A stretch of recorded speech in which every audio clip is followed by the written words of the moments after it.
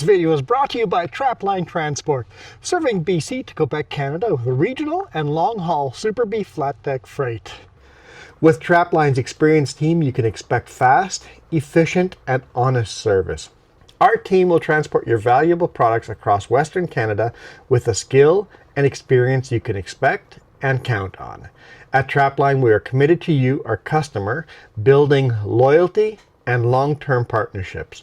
We want you to be satisfied with our work, which is why we provide open communication channels where we will update you through each process, from arranging the shipment to delivery at your door. Trapline understands that providing exceptional customer service is critical to building strong, long-lasting relationships with our customers. Just head on over to traplinetransport.ca and get a free quote right now. Good morning. Well, it's afternoon. We're headed home. This is last week Friday. I couldn't help it. I had to shoot a video here because we are... What is this highway called? I'm not even sure what highway this is. Maximum legal load 100% because we are max legal load.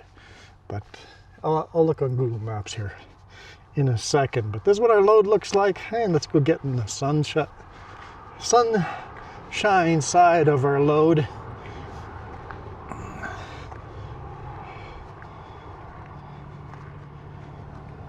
Max load lumber. We picked this up in where did we pick this up? We picked this up somewhere. Completely slipping my mind. But west of Prince George. It'll come to me here in a second. There we go. Beautiful load. And we're delivering it to just east of Kamloops. And we haven't taken this highway in forever. It's going to be a long video because it's by car it's about an hour. And by truck, max load, it's going to be longer than an hour. But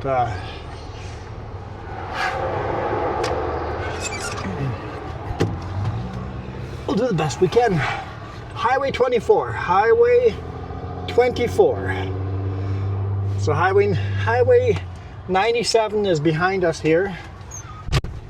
Just south of 100 Mile House. And we're heading to Little Fort to Highway 5.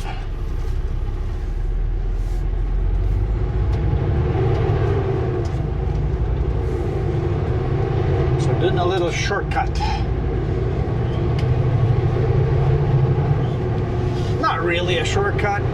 It's 3 kilometers shorter than if we would keep going south. And if we keep going south, the speed limits are higher. In a car, you want to head south toward Cache Creek and then Kamloops. But in a big rig with how heavy we are, I can't do the higher speed limits anyway. Time-wise, it's pretty much dead on identical. And distance-wise, like I said, 3 kilometers shorter this way. It pretty much doesn't make a difference. But what it does is give us a different route. Gives us a different route. And I figured since we were driving so many different routes this week, we're going to record some extra videos just in case next week we're driving the same boring highways again. You guys get new highways. Love new highways. It's pretty bumpy though. Already noticing it's pretty bumpy. That's okay. That's okay. We'll bump around. The last time Jess and I went up this way, we saw moose. Now that I've said it out loud, there's no chance of seeing the moose. I'm sorry. I should have never said it out loud.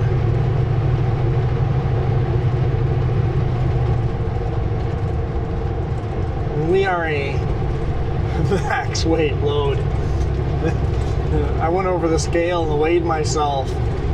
I'm 504.80 for like within a couple of kilograms of legal weight. That was my steers. My drives were 16,900, just barely within legal.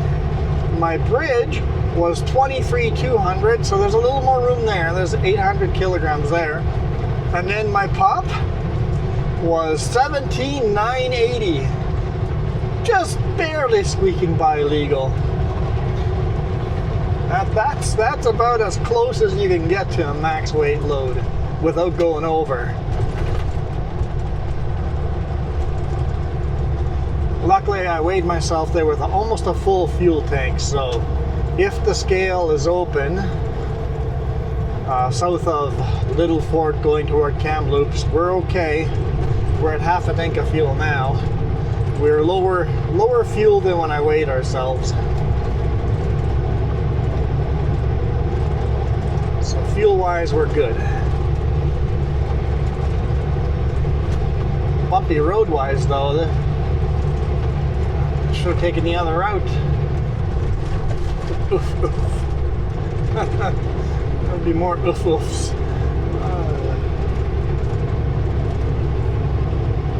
This is a bit of a wilderness road, because if you remember further south, beginning of last week where we did the arid desert type of drive to Cache Creek, this is the same. We're headed to the same location, but this is the alternative route.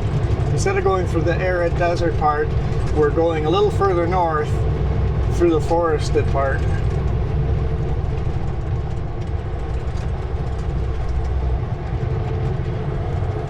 Kind of nice getting a alternative route. Because I think my videos were starting to get really repetitive, and I was getting tired of it, and I'm sure when I get tired of it, you guys get tired of it too. This is fun. I like having fun again. Make sure I stay on the road. Slow her down.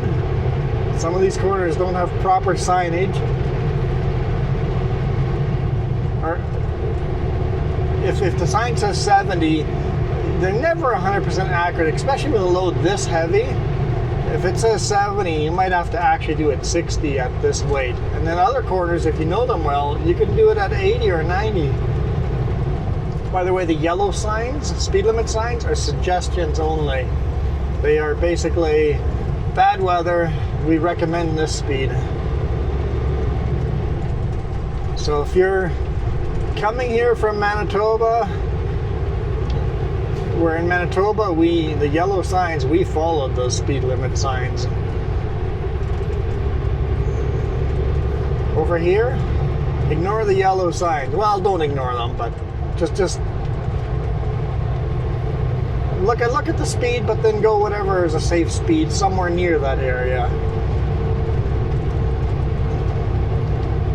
In a car, I say as a rule, I usually do 20 over the suggested speed. In the big rig, better off getting down to the suggested speed.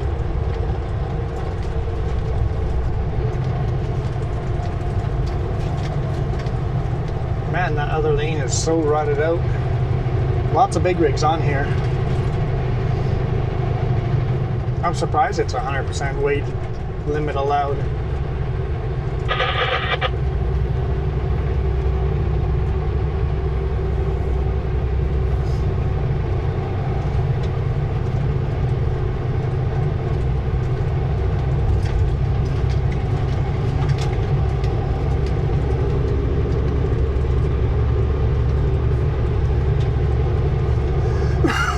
Excuse me.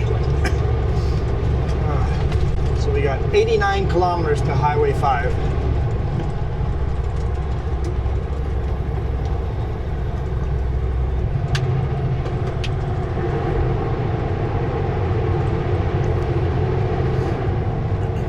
School zone, slow down. Oh. Feels like you just drop off by foot, or almost this truck just falls. Holy smokes. Definitely a bumpy drive.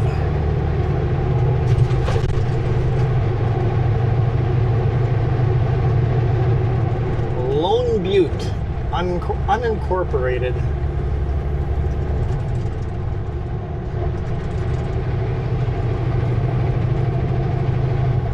50.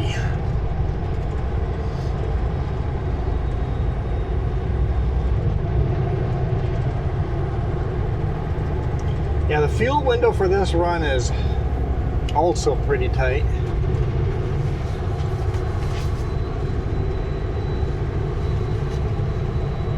Because the last place for fuel was Prince George, and we don't get another place for fuel until Kamloops with only ESSO card locks, so I'm pushing for the boss man to maybe get some more fuel cards. Just an emergency, right? An emergency. Some of these fuel runs are pretty tight. If that fuel station was closed or down or couldn't get the card to work, we'd be in a lot of trouble. Oh, where we loaded this, Vanderhoof, there we go. We loaded this in Vanderhoof and bringing it to the Aero Reload just east of Kamloops. We'll stop in Kamloops and get fuel.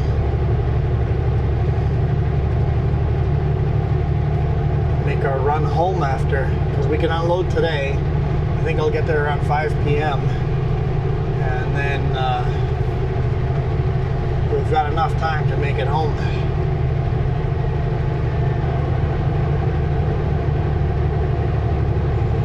Sounds like I might get to load as well. We'll see.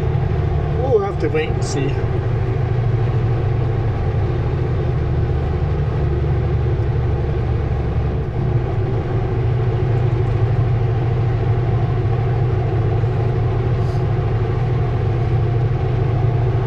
Sounds like I might have Monday off, so that's even better recording this video here now.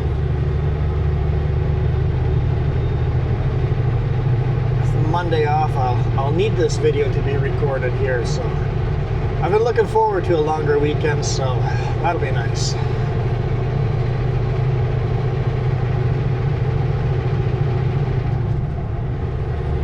So get home Friday really late or Saturday early morning, and then not leave. Well, when I say Monday off, I mean I'll head to work on Monday evening.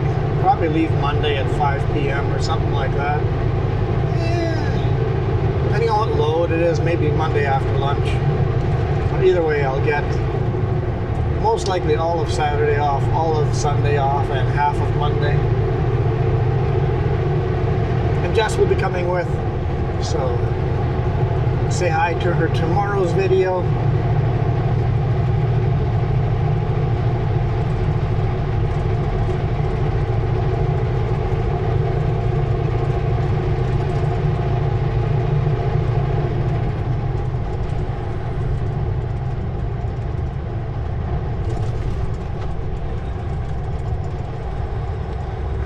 Says bumpy 20 kilometers an hour. I don't think we can make it all the way down to 20 by the time we hit here without locking up the brakes, but that wasn't bad. That wasn't bad at all. And we did it at 40.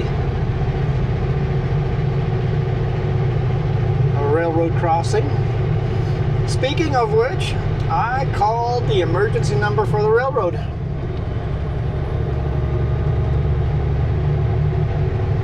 And let them know to send in someone to inspect the railroad bridge going over the highway before they send a train barreling over the bridge. It must have happened right before me. If I had been 10-20 seconds earlier, I think I would have been in trouble. Just south of Hickson, there's a BC rail that goes over top of the highway, and as I came around the corner, just dust everywhere, and a semi-truck pulled over on the shoulder, and chains on the road, and binders on the road, and then a lumber bunk on my side of the road, almost in the ditch, just off the lanes of travel. I'm like, whoa, don't hit any of that stuff. driver jumped out and was cleaning the chains and binders off the highway quickly. But it was an empty lumber truck with his trailer on top of his fifth wheel, like on the back of his truck when they carry their trailer, the empty trailers. He was carrying the trailer, and he must have not set the trailer properly into the bunk there, because he hit the bridge. He hit the bridge really solid, because one of the bunks was laying on the wrong side of the road and dust everywhere. It's like he did himself thousands of dollars of damage.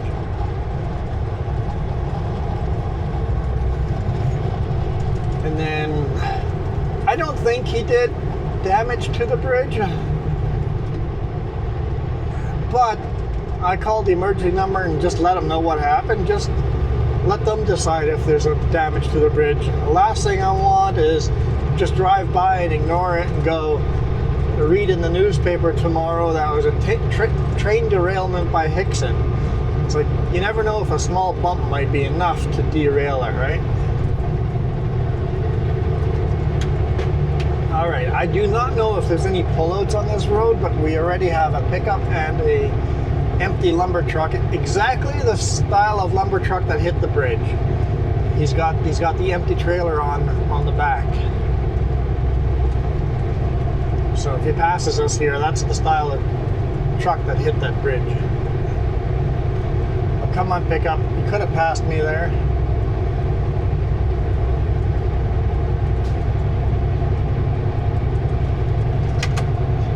Hey, empty lumber truck. Is there a good spot for you guys to pass me up ahead?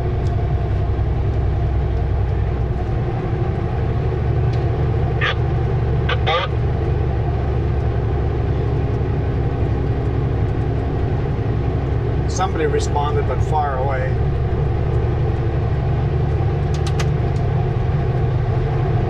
Come on, pickup. I'll be in my brakes if you go. Come on. There we go.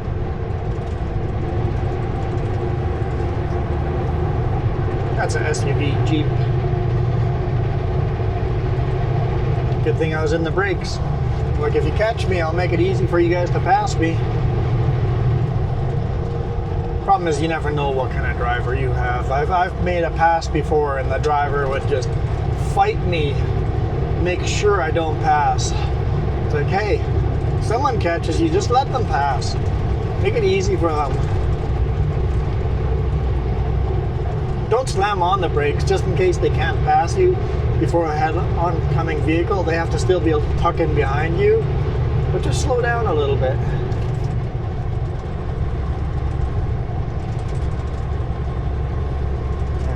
There he goes. Nope, he's going to tuck in behind me.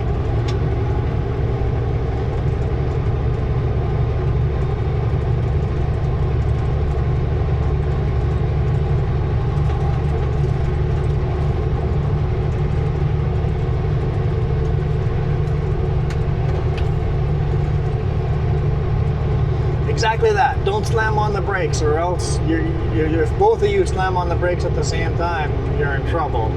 But just slow down a bit, let it make it easy on them.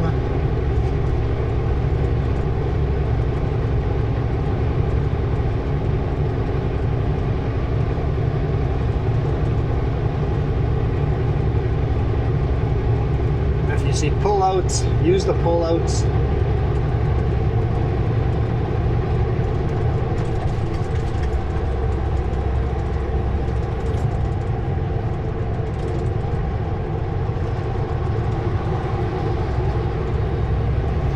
There we go. Now we just have a little car behind us.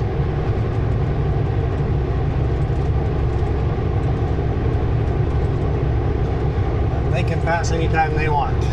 I'm not going to help them.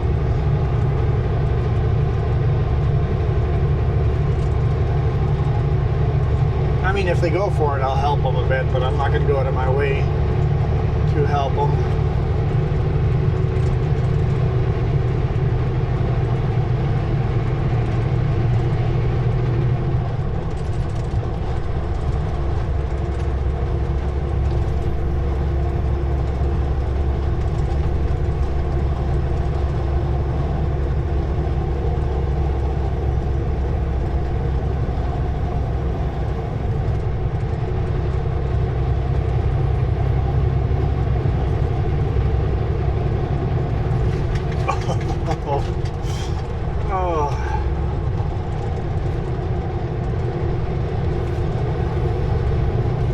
see all right. There goes the little car. Leaving Lone Butte.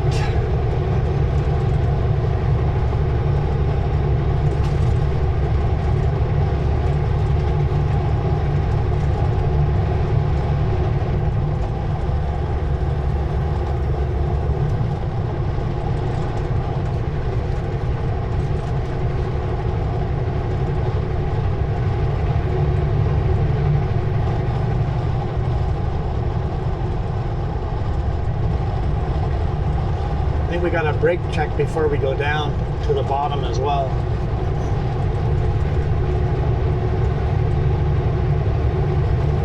Still quite a bit of snow up here. Excuse me.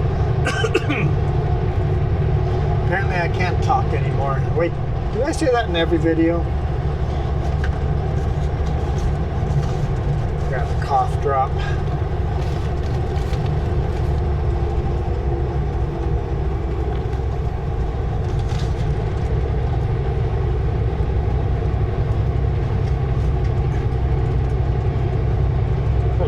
Air in my seat. Take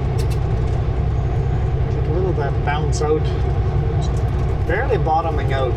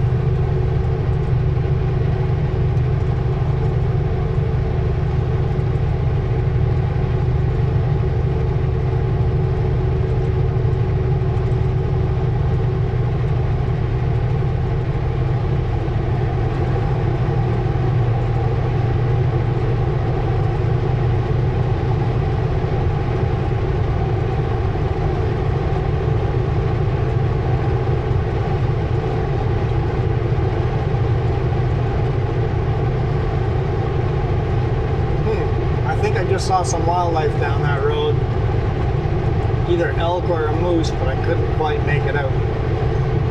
Probably too far away for you guys to see it too.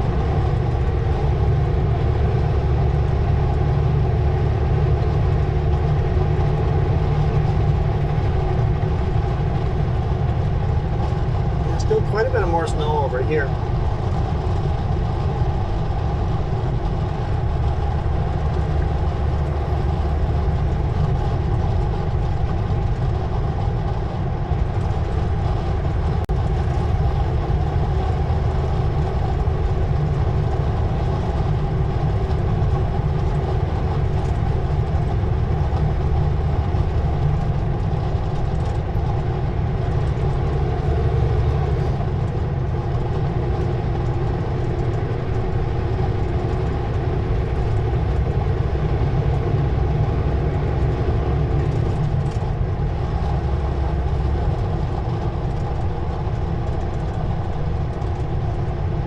Some actual fields over here. It looks like it's just grass for hay.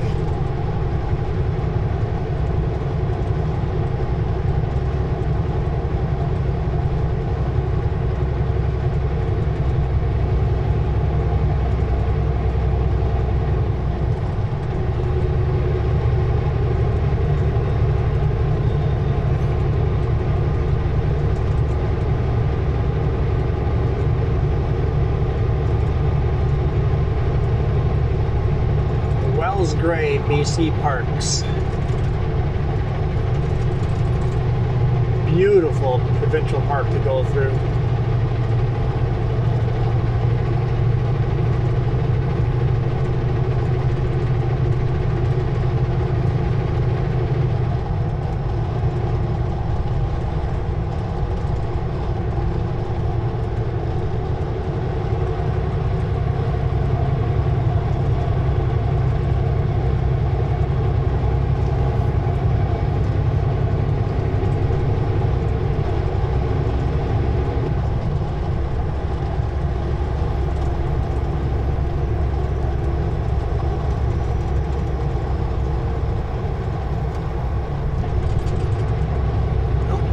small town. Or is this part of like a resort town? I think so, like Sheridan Lake, Wells Gray Park, turn off over here. There's a Rona, so there's a town. I don't know what the town would be called.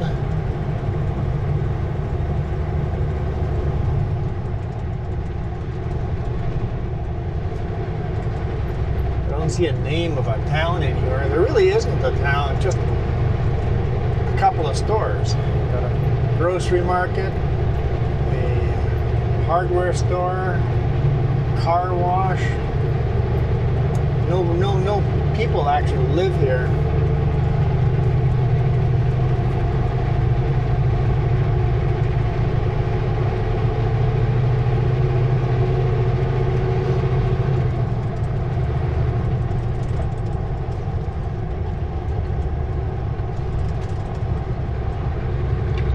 Loon Bay Resort.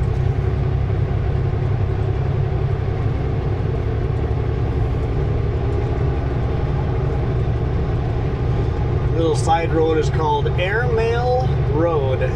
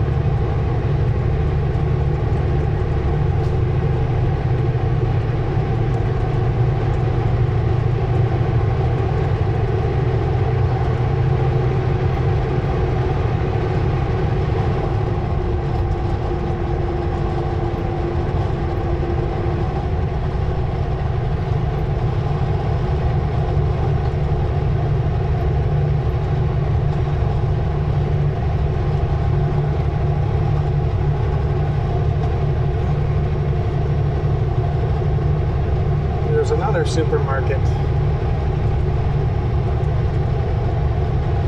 There's got to be a lot of houses hidden in the trees to have two supermarkets.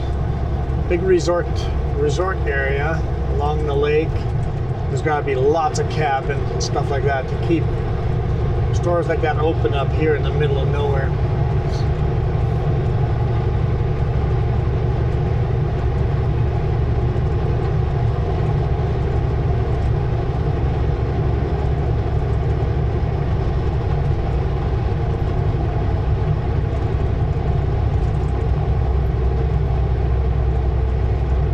Still got 62 kilometers to go to Little Fort.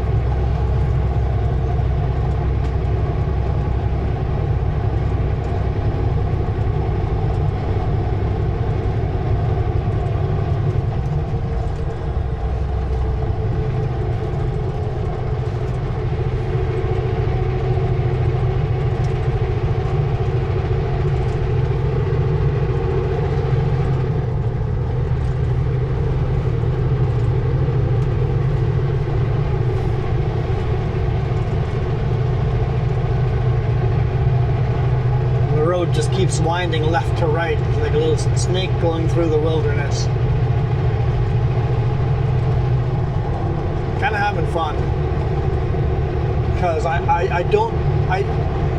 thing is, once you get to know a road as well as I know highway number 3, none of the corners surprise you anymore, right? You know exactly what speed to hit what corner at, you know what lane to be in the road, where's the best track to be. You know that road.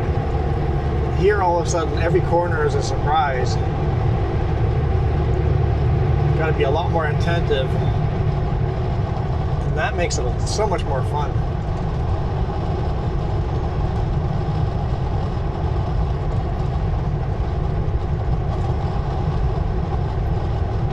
I don't think we've ever shot a video of the whole run before.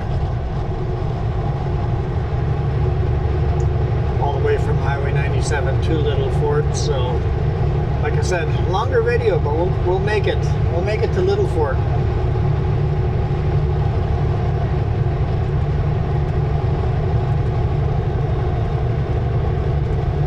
Piney Point Resort.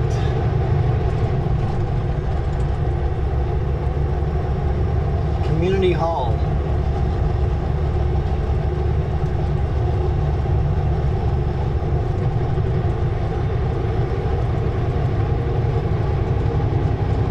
A little bit more farmland.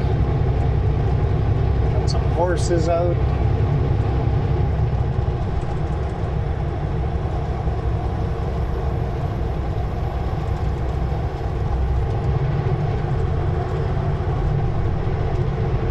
If you look on a map, there's little lakes everywhere around us.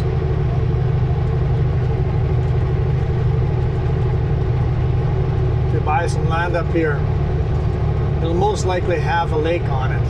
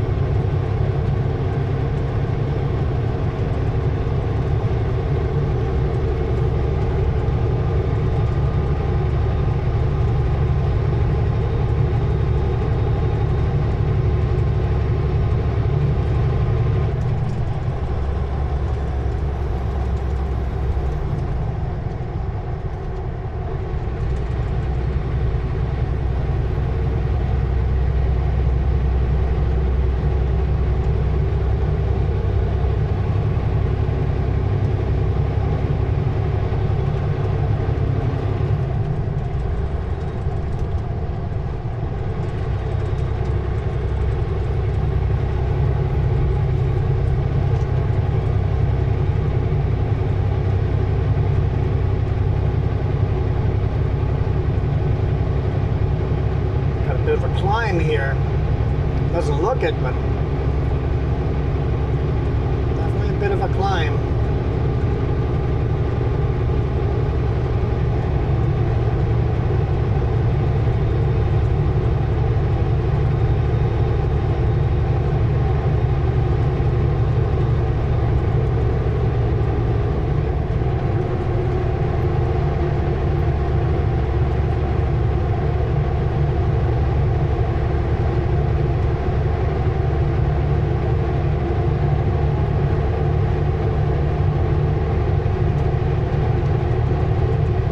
Some snow on the trees here.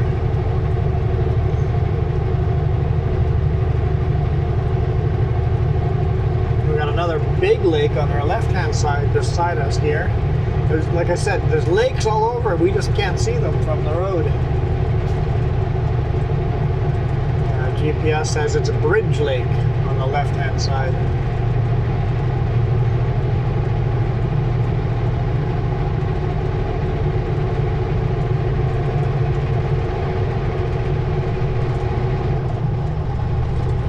Whetstone Guest Ranch.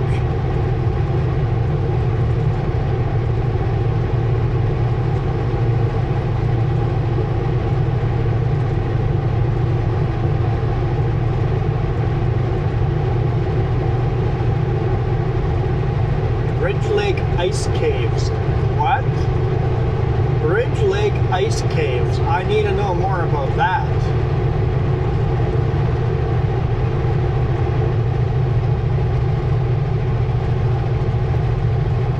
Need to research that. What is Bridge Lake Ice Caves?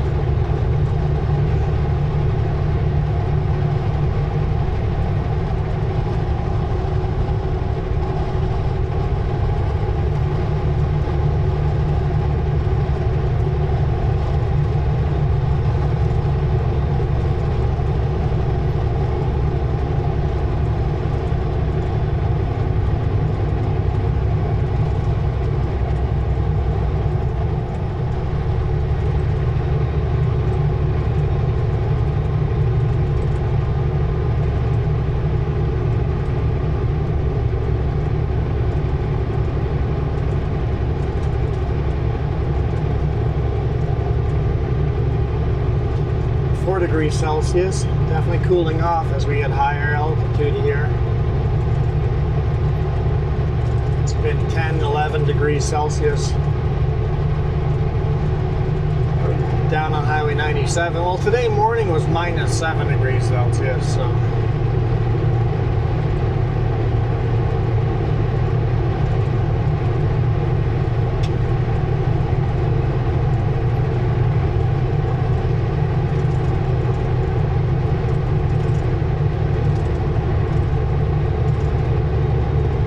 Bridge Lake General Store. So there's even more convenience stores and grocery stores this way. Lodging and camping. There's like 4 different resorts down that way.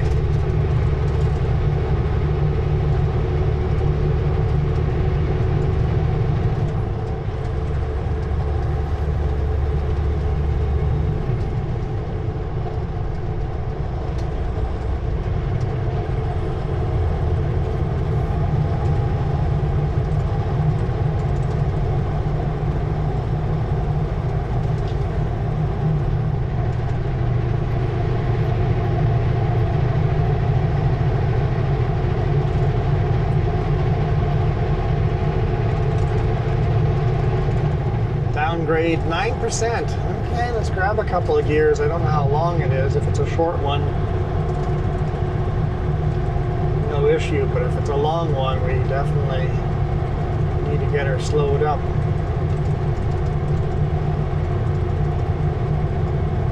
Oh, it's a short little guy. Okay, we'll let her roll up. There's a lake on the right-hand side.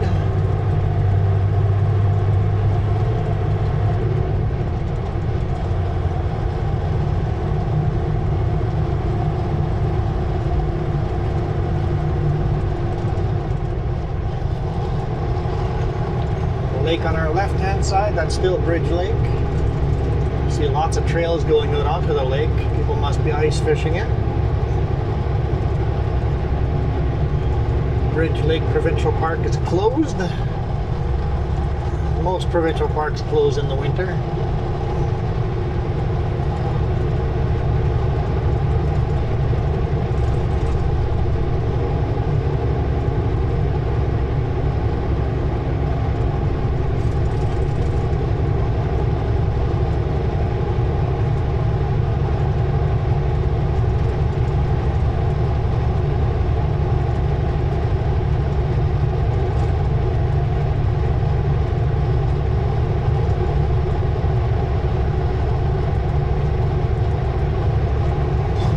Fully loaded logging truck.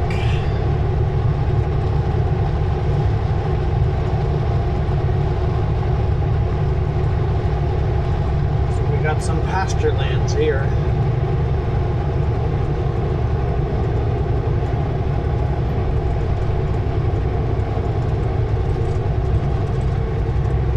Still quite a bit of fresh snow at the top of the mountains there.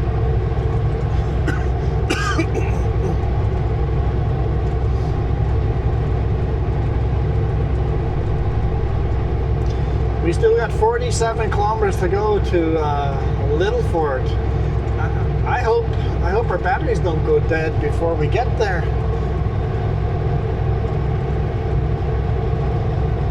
Might have bitten off more than I can chew.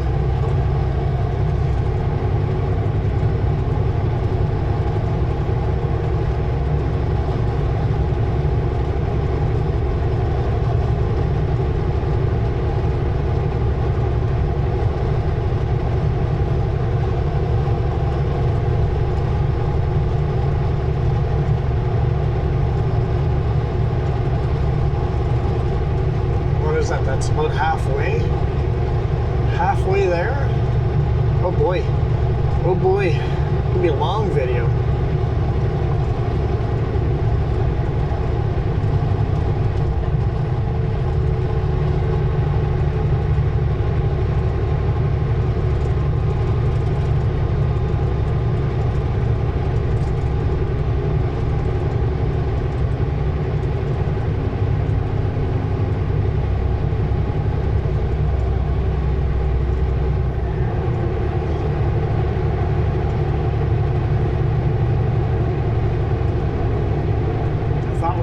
To the top, but we're still climbing.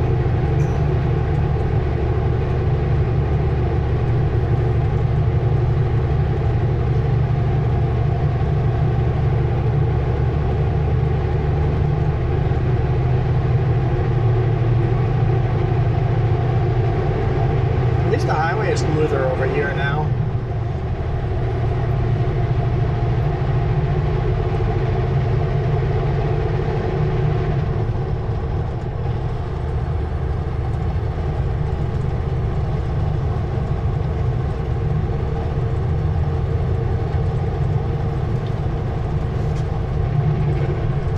Tight turn at the bottom of a steep hill.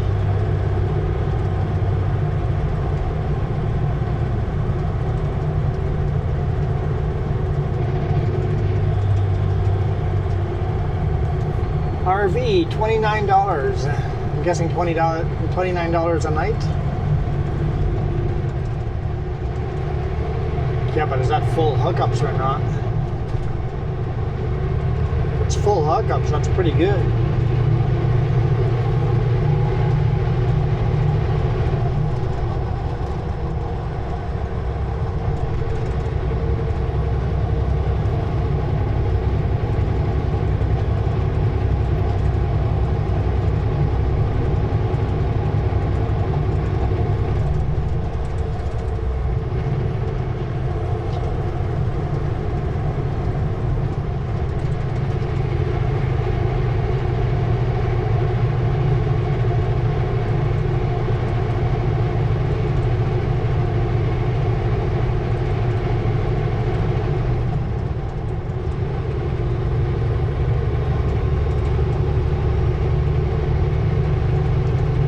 Do some more climbing.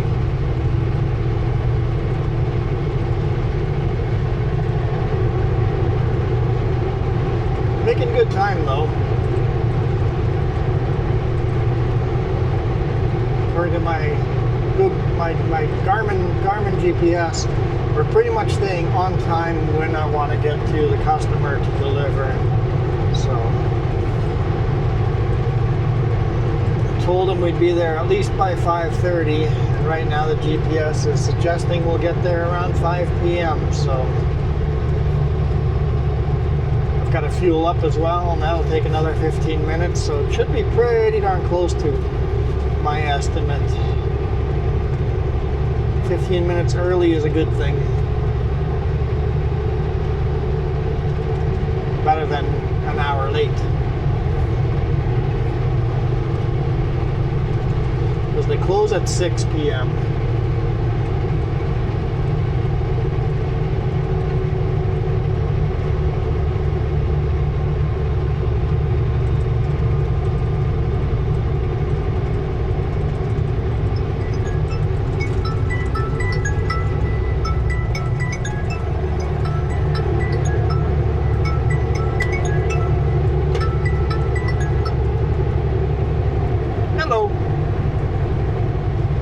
I'm kind of in the middle of nowhere, so I doubt we'll keep cell service, but we can go as long as it cuts out.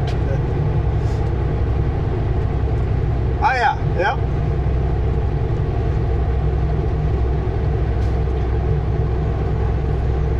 It's like 5 minutes from the job site. Yeah, it's a big, wide gravel road. It's a private road, and there's lots of space to untarp there, and I found that one the most convenient because there sure are not a lot of spaces to park over there.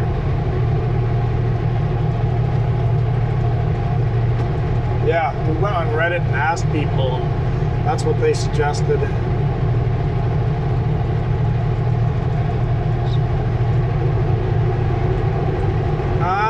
Sometimes they were really quick, and other times it took them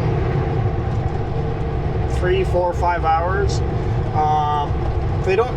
Basically, you want to show up at 7 o'clock there and talk to someone, but you're gonna have to split your trailers. But you unload the pup first, kind of back in, or if you look at the video, you unload the pup and then you back the pup down the alley, drop the pup, and then come back and unload your lead, and then reattach to the pup and get out of there. And that's a very narrow alley, so make sure when you pull in there, you want to drive on top of the sidewalk. You want to go all the way wide to make it into that alley. Yeah, so show up at 7 a.m., talk to the crane guys, and they'll show you where they want you, where they want your pup and stuff like that. Pretty straightforward.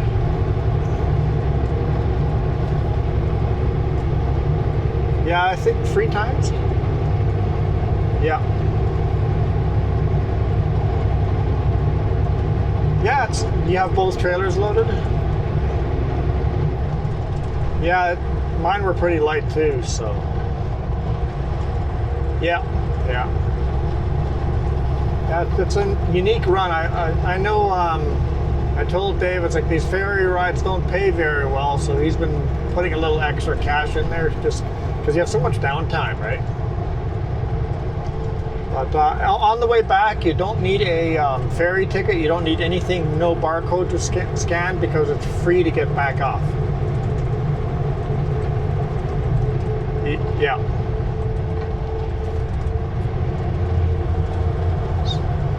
I'm going to deliver to Kamloops. I'm on that Highway 24 from 100 Mile House to Little Fort. Taking that shortcut up here. I'm surprised we have cell service, so I'm delivering in Kamloops, and then it sounds like I'm probably headed home. This is from Vanderhoof. I delivered a load in Terrace. Yeah, that was way out there. That was kind of fun. All right, have fun. Bye.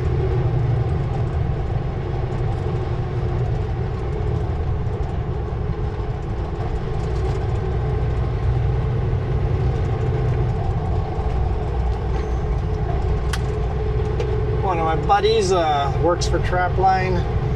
He's delivering in a place that I've delivered 3 times. So I sent him a bunch of maps, so yeah.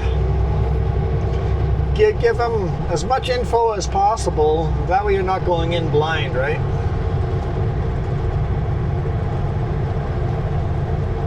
It's always very interesting being the first person to deliver to a new work site, especially a tricky work site like them.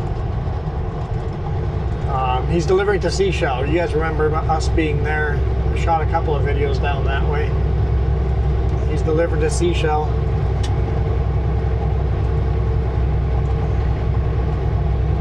The graffiti building. He's on the ferry right now going that way and wondering where he can sleep. So I sent him a map where he can sleep, where he can untarp.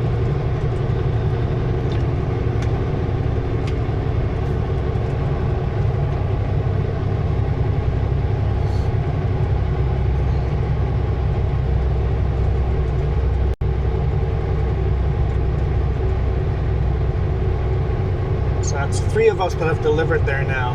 Myself, buddy Brian here, and another buddy Steve have delivered there now. So I've sent out a bunch of maps to different people.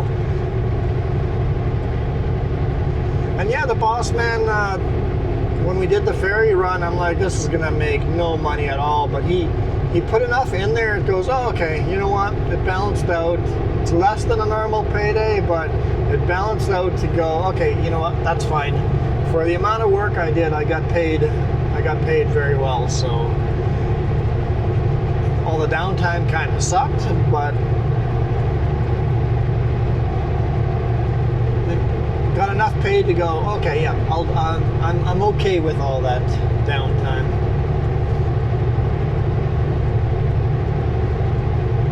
All right, we got 31 kilometers to go. We're still climbing. What did I miss while we were on the phone? More trees, more snow, and more lakes, right?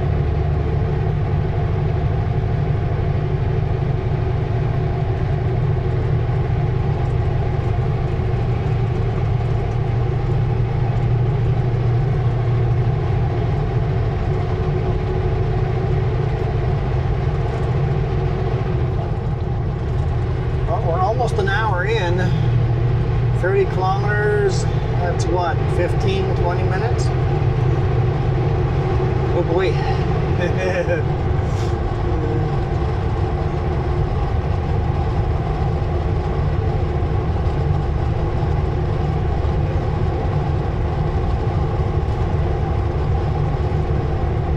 So he's on the ferry now. So he'll get there in plenty enough time. Ferry's what, 45-minute ride, so 3:15ish, I think. Another half-hour drive after that, 45 minutes, so it'll be around 4 p.m. He'll be parked there, and he can untarp still in daylight.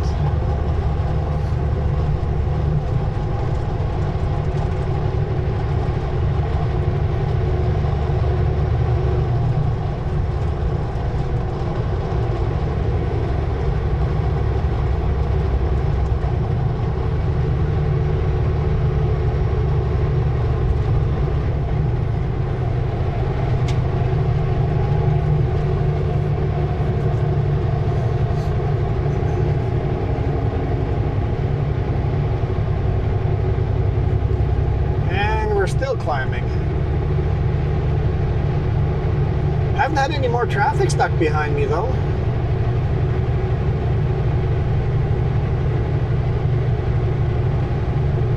Just the 3 vehicles at the beginning.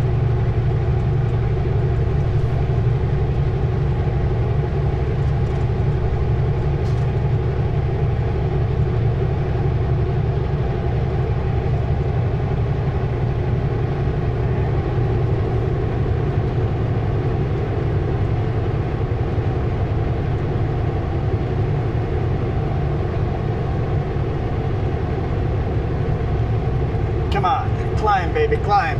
We're losing all our speed. We're down to 50 kilometers an hour.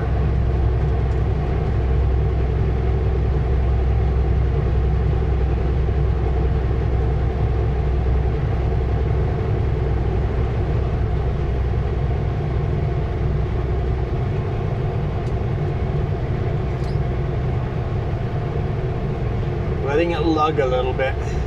I went to manual mode. So no point of downshifting here. Not yet anyway.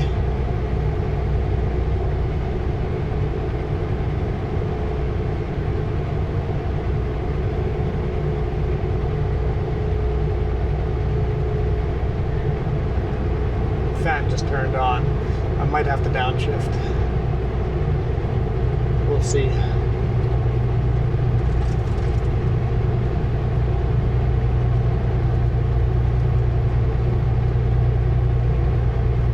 There's one thing with the automated manual transmissions, you can force it to lug. Is that a Blue Jay?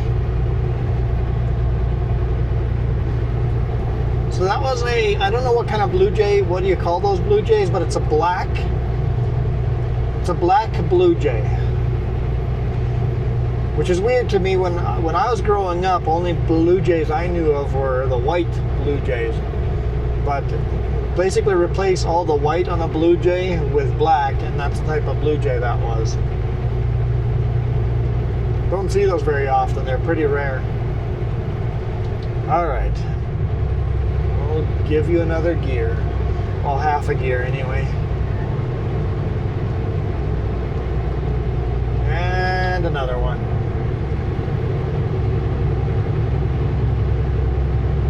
All that lugging did keep our speed up for a little longer, but down to 40 kilometers an hour.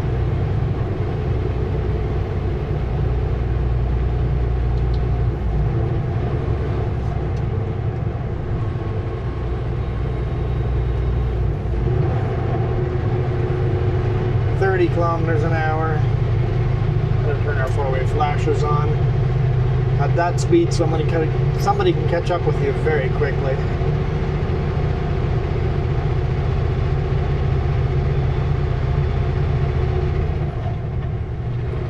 Starting to level out a little bit again.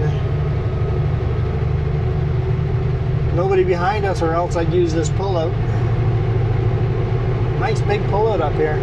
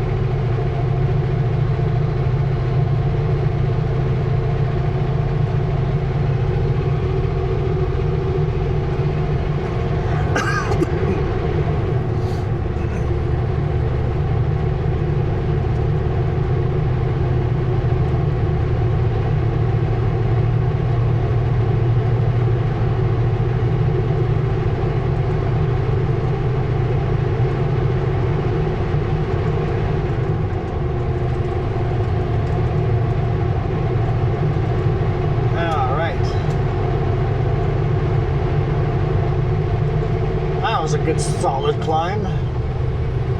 We're next to a provincial park again. I just don't know the name of it. To our right-hand side is a provincial park.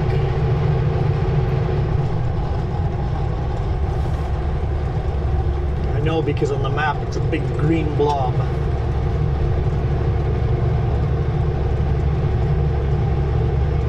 Got 23 kilometers left to go. We're what, an hour in now? Give or take an hour?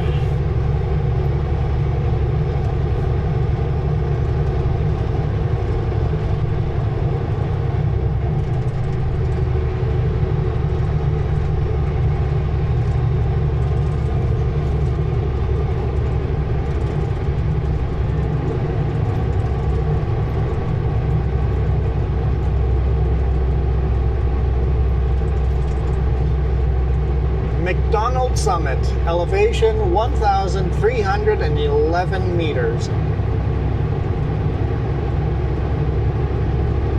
It's all downhill from here. I know it's really steep at the end.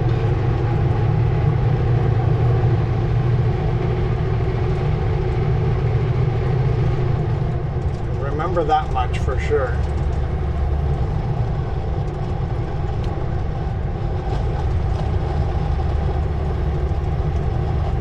Quite a bit of snow over here still. And it's kind of white too. It's not as dirty. You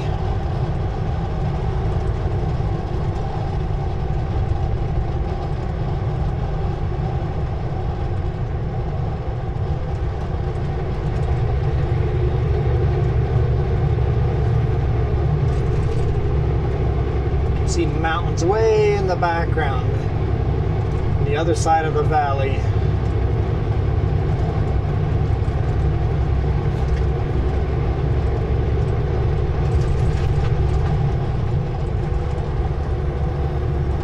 See if we catch a provincial park name on here. Goose Lake. Goose Lake.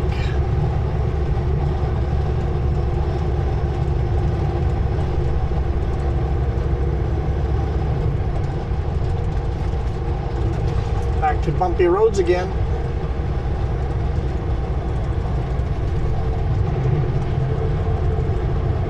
It says Goose Lake the other side. Hang on. I don't know if that... Yeah, interesting. I'm not sure. Yeah, so Goose Lake must be on the left-hand side. So I don't know what the provincial park was on the right-hand side then.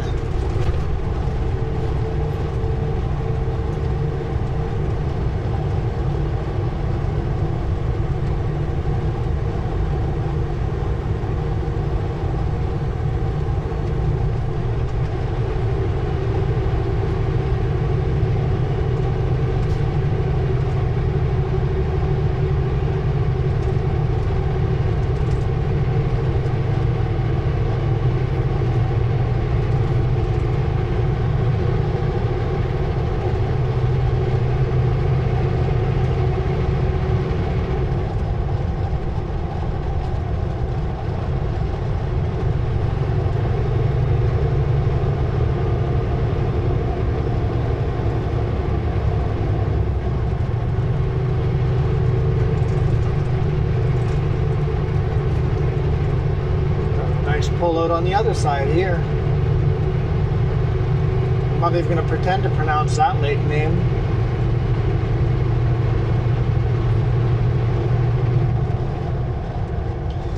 Looking on Garmin,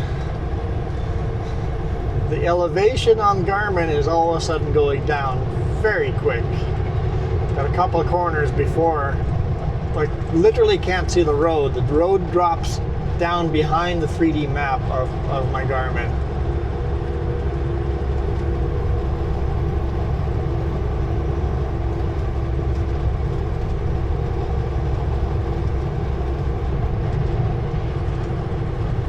Let's grab another gear here. I don't know how steep this section is.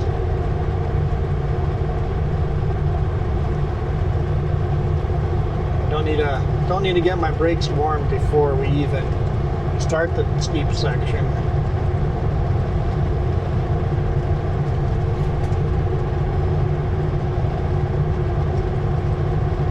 $15 kilometers to go.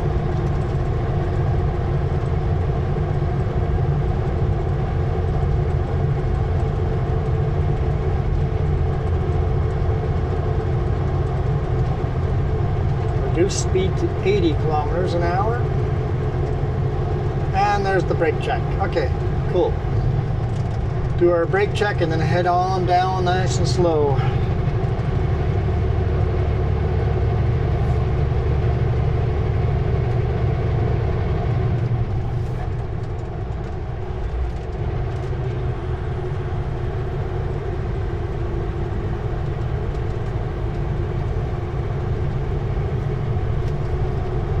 %, downgrade for 10 kilometers.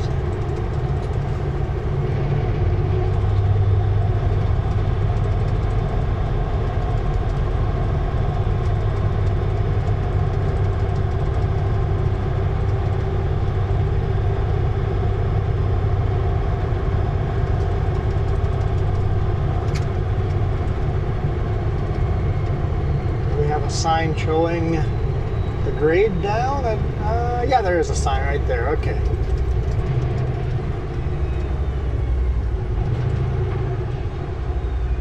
Well, it's a nice steady downhill. The sign just shows nice steady 8% downhill. Good, good.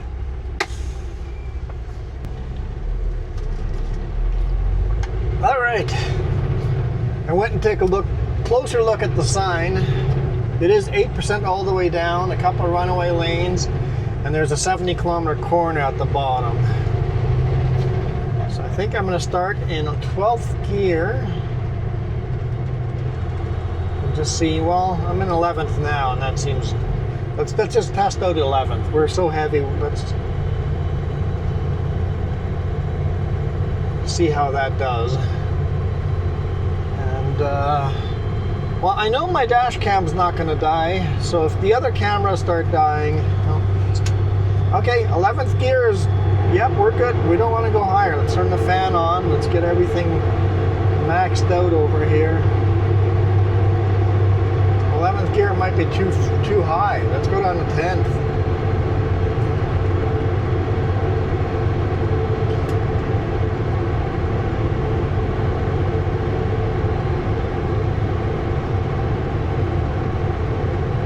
A little surprised by that. I'm glad I didn't go to 12th gear.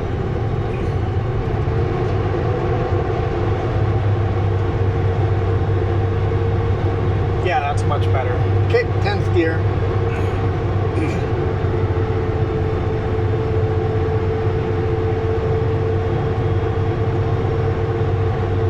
Don't need to be dragging my brakes all the way down, right? So we got 12 kilometers to go. I swear this is steeper than 8%. My Garmin says this is 10%. It's more what it feels like.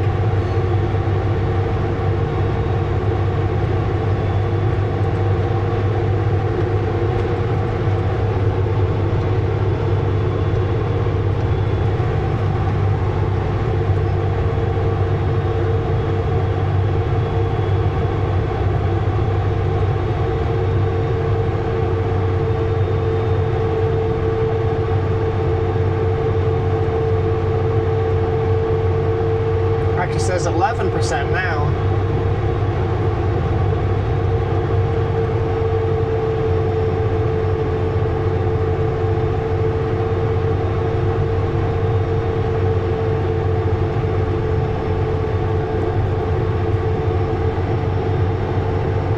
Back to 10%.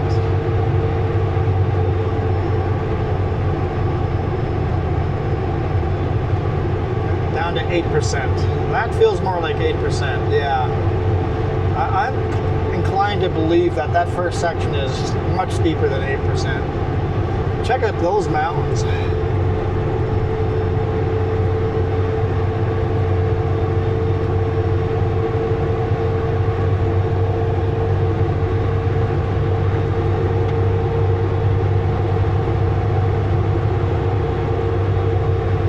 pretty cool payoff coming down the other side.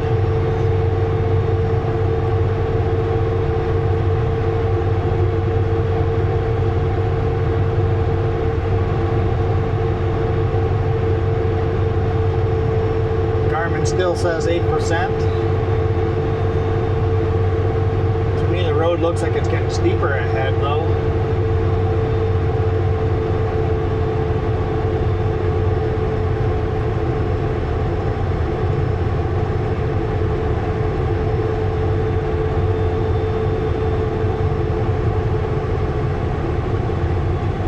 Slowly losing speed. Oh, it says 9%.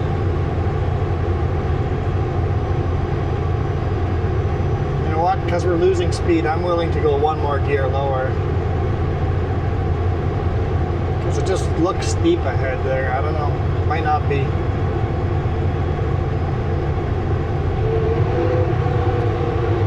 There we go, 9th gear. What would that be in direct? Or in the manual world, what would that be? So you got low, high,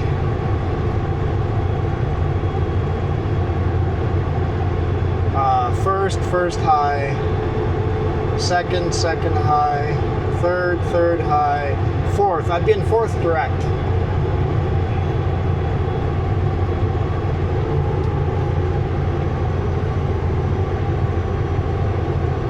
Fourth direct is maybe one gear too low.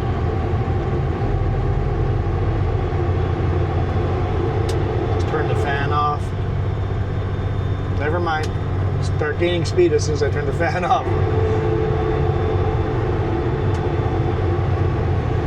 Oh, that vehicle was reeking. That transmission. Oh boy, you got a hot transmission, bud.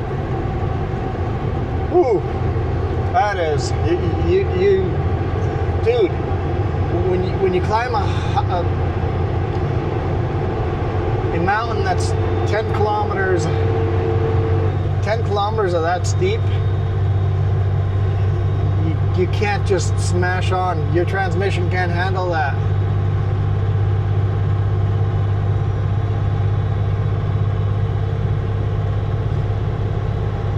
I'm wondering how our RV would handle something like this. We're at 8% still. Turn the fan back on, we're gaining speed again.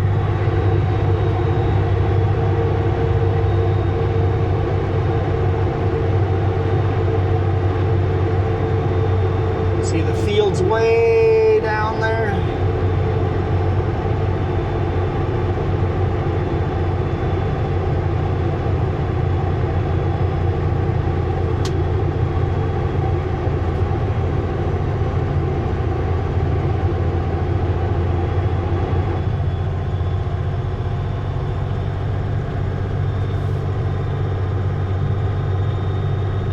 The fan is literally the difference of gaining speed and losing speed.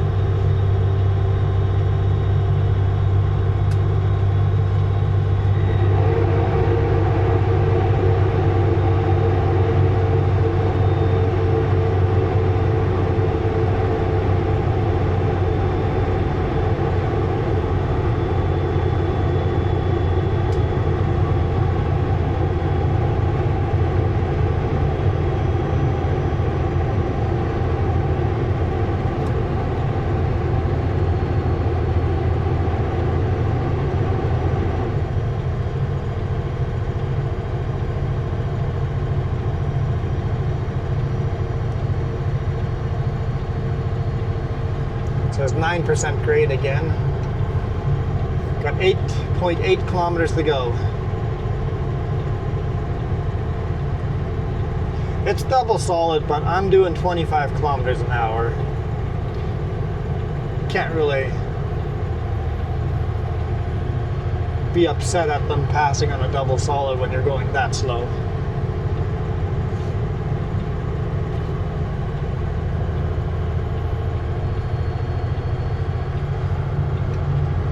Seems less steep here. Yeah, 7%. I've gotten pretty good at calling out how steep things are. Gotten pretty good. You can ask Jess. Sometimes she takes the GPS and asks me, quizzes me on how steep it is, and I've gotten pretty good at it. I, for one, am not coming down with hot brakes. I don't need the runaway lanes. I'm not touching the brakes. I was at the top there where it was more like 10%, maybe even more than 10%. I was definitely dragging the brakes there, but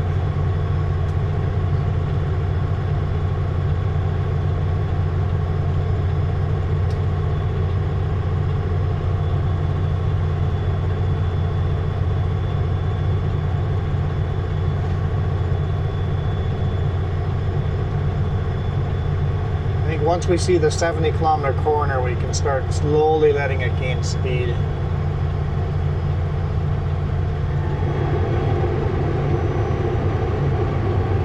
The fan kicked on its own over there.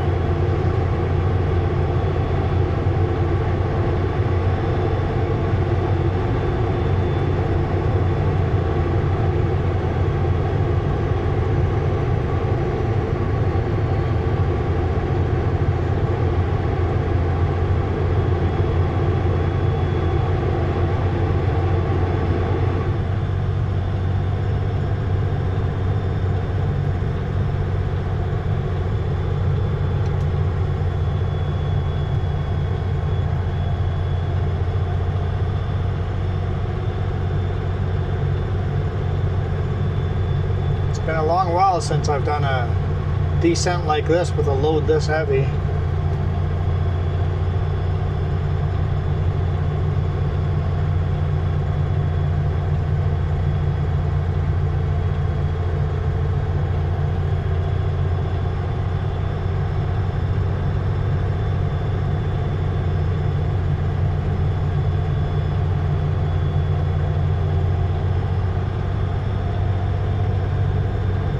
Less steep here for sure.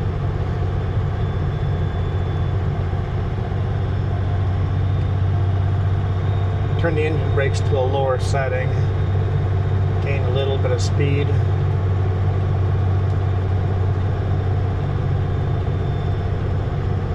I think I'm going to upshift here. And go fan and full engine brakes again.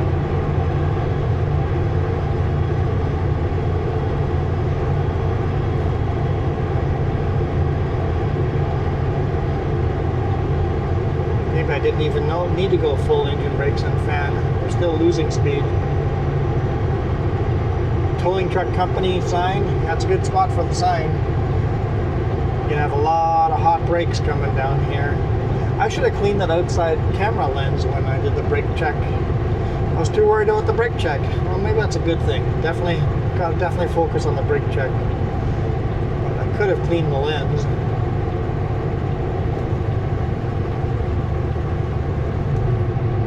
It looks like the outside camera has just died.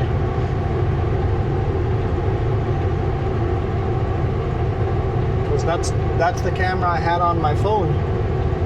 Oh well. We're only 6.7 kilometers to the bottom of the hill. And like I said, the dash cam's not going to die. It's plugged in.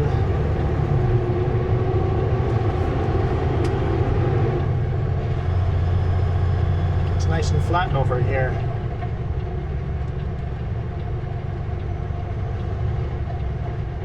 We're going to have to grab more gears on the corner here.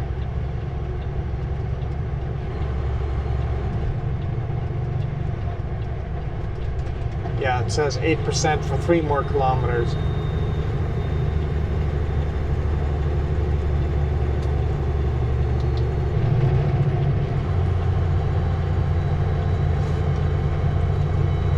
Grab one more gear. There we go. Fan back on. Full engine brakes.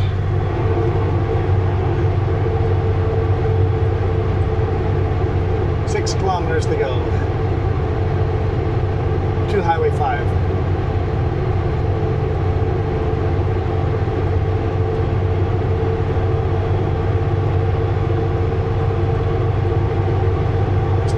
blinking light on the rear facing cam, and then my left mirror my left shoulder cam, I don't know what to call that.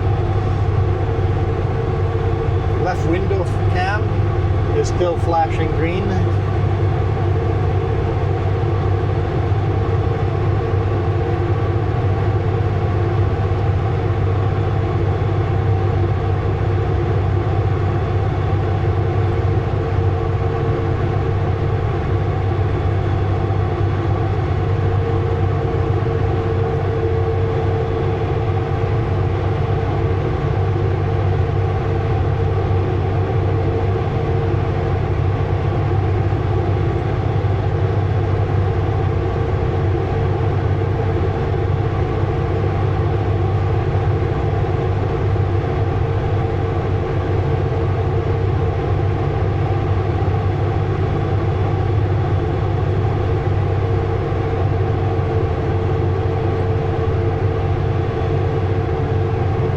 Pickups coming up behind us very quick.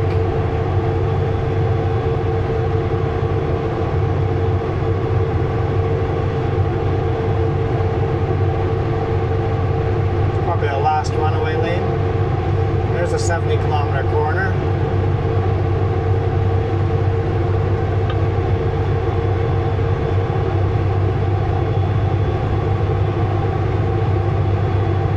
We're doing 40.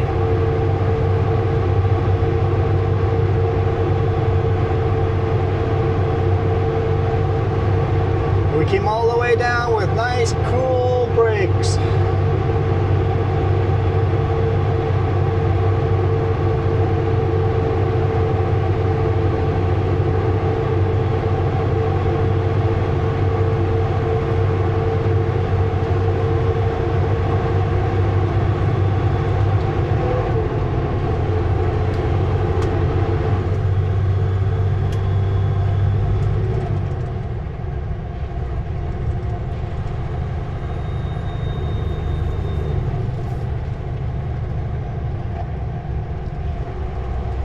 Kilometers to go, so still a little more downhill here. Don't want to gain too much speed on this flat area.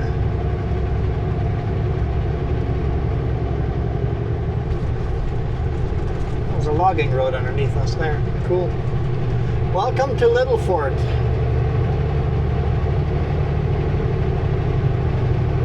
Actually got some uphill here.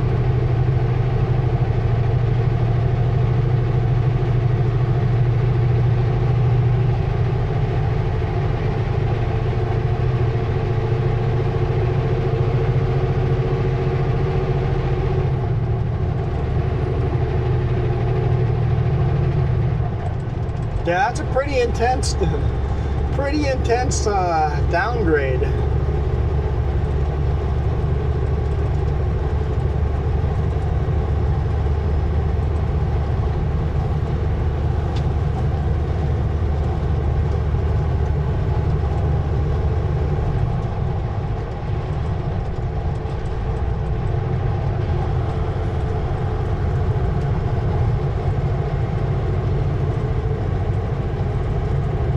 We're just like slight downhill here, probably 2% downgrade now.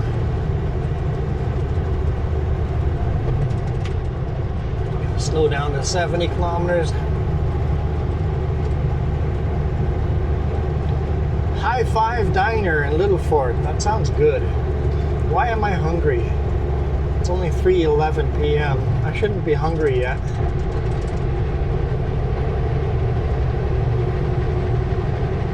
There, we made it up and over. That was kind of fun. I enjoyed that. That was a lot of fun.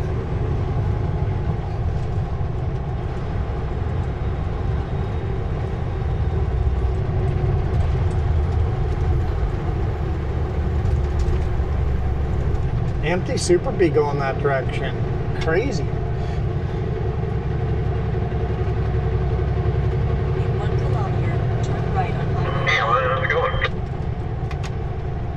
Pretty good. Who's this? Oh, I didn't even. I'm like, there's an empty Super Bee going this way. What's up with that? Yeah, heading out of Quesnel in the morning. 10-4, yeah, I'm delivering this to the Aero Reload in Kamloops and then headed home. Right on. How's it been lately? It's been pretty good. I just came back from Terrace.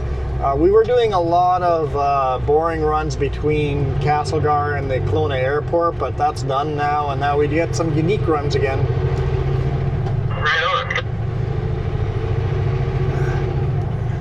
Yeah, I've been looking for you. I just never see you because Van Dock doesn't stand out very much on the highway. Yeah, we kind of fly under the radar.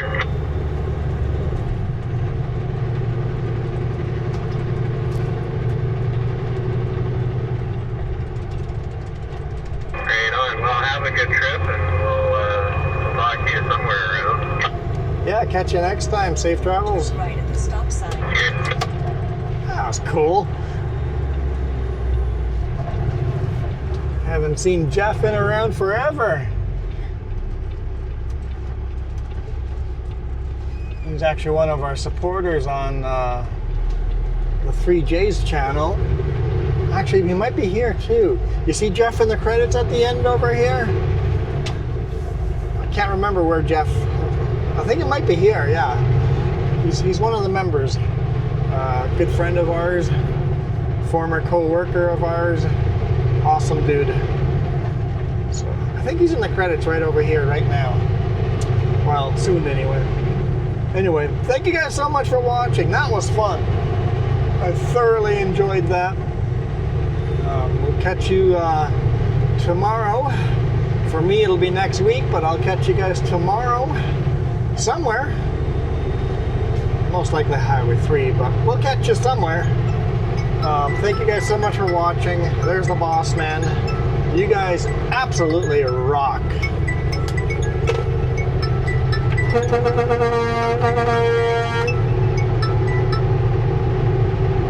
Hello. Good, good. What's up?